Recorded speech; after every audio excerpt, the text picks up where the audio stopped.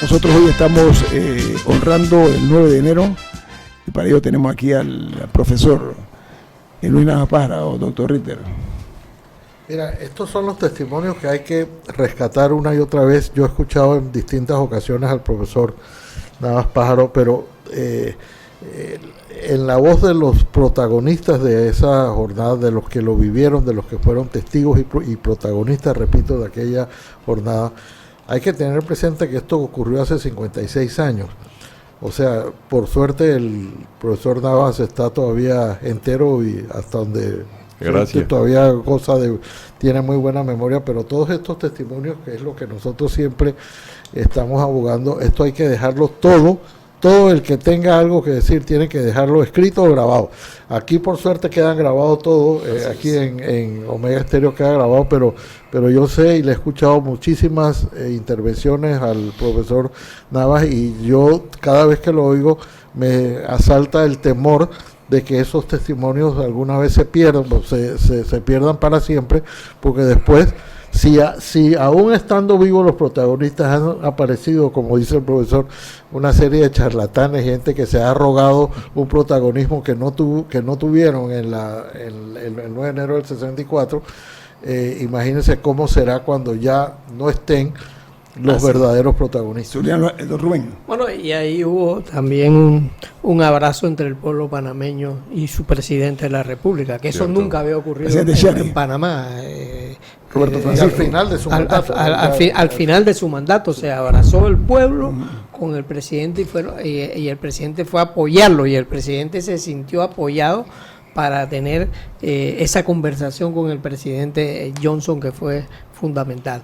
Pero Colón también tuvo otros protagonistas, tuvo héroes, tuvo discursos. La gente no lo ha querido reconocer, pero el entonces subteniente Manuel Antonio Noriega fue el orador en el sepelio del sargento Villarreta, ¿era? No, de los tres mártires. Ahí coincidimos en el cementerio de Pilón. Él habló a nombre de la Guardia Nacional y yo lo hice a nombre de la Federación de Estudiantes. Tú ya eras el secretario general. Era secretario general del Colegio Abel Bravo. Profesor, pero de todos los eventos trágicos, por cierto, ¿no?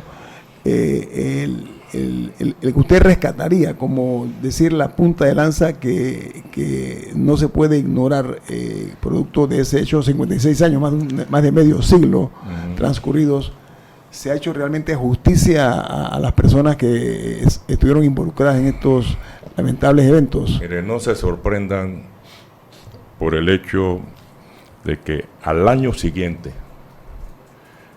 1965, el gobierno de en ese momento, Marco Aurelio Robles, liberal, y que se decide que él sea presidente de la República por encima de candidatos mucho más populares, como el que ocupó el Ministerio de Educación, Alfredo Ramírez, que declina con el compromiso de que lo apoyan en 1968, y eso a su vez va a generar en 1968 la división del Partido Liberal. Zamudio, exactamente. Claro. David Zamudio. Exactamente. Arquitecto. Bien, en enero de 1965, a mí me arrestan en la ciudad de Colón y me afilian, me ponen mi plaquita. La placa.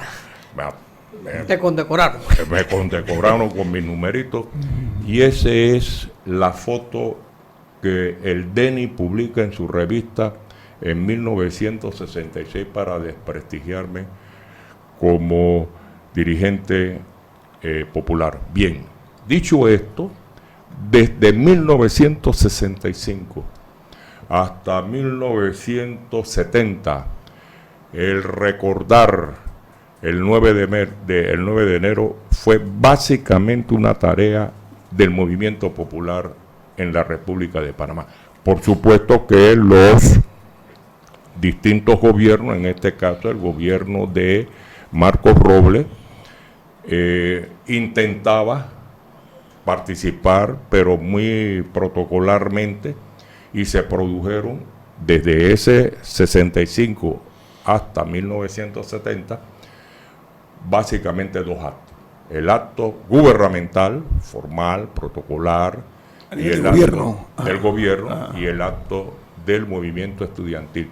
Por eso es que se organiza en Panamá, no en Colón, el grupo de mártires.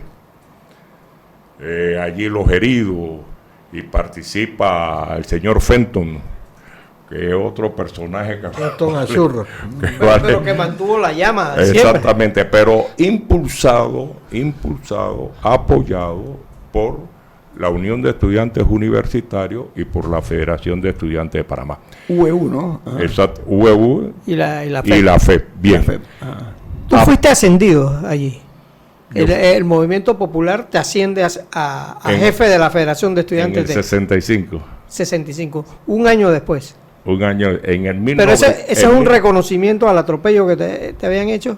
Eso es un reconocimiento, digo, yo desde el 60 estaba en la Dirección Nacional de la Federación de Estudiantes de Panamá. Tú fuiste a visitar a Normal, a reclutarme. Sí, recuerdo eso. Confesión de parte, relevo Sí. y prueba. Así es. Sí. Desde que Omar Torrijos se empecina en la lucha anticolonialista, el 9 de enero tiene una relevancia distinta. El gobierno se incorpora a la conmemoración de esa fecha. Y enhorabuena. Después de la invasión, el gobierno que surge de la invasión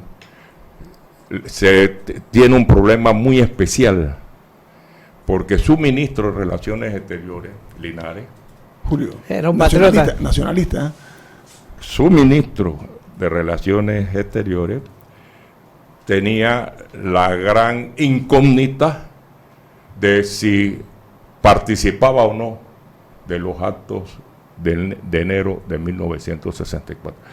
Y miren que se mantuvo la cordialidad y se asistieron a los actos programados por el gobierno y por supuesto, los actos programados por un movimiento popular que era incisivo en cuanto a la condena por la agresión del 20 de diciembre de 1989.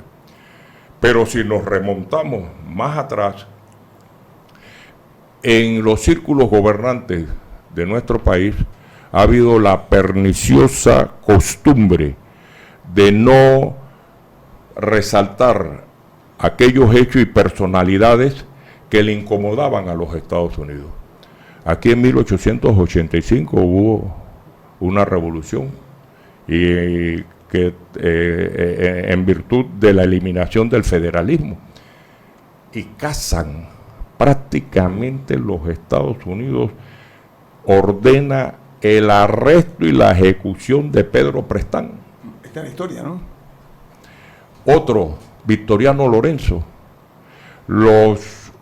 en el sistema educativo panameño estaba casi prohibido hablar de Victoriano Lorenzo.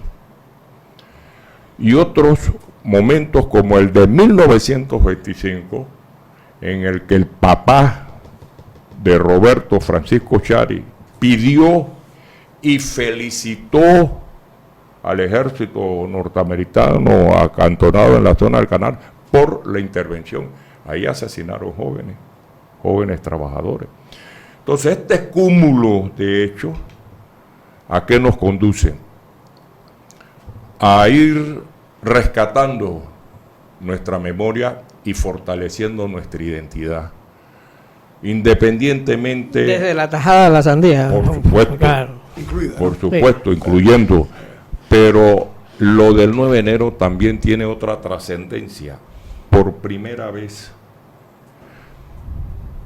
miles de panameños, sin consideración ideológica, de clase social. Clase social, yo lo quiero decir clase social porque allí hay un aspecto que debemos mirarlo, digo, con sentido crítico, no con prejuicio, pero fundamentalmente sin prejuicios ideológicos, fueron oleadas que se manifestaron en contra de la presencia colonial de los Estados Unidos en Panamá. Y se pudo lograr un congreso para debatir y consensuar una propuesta, porque de otra manera ese 9 de enero se hubiera perdido.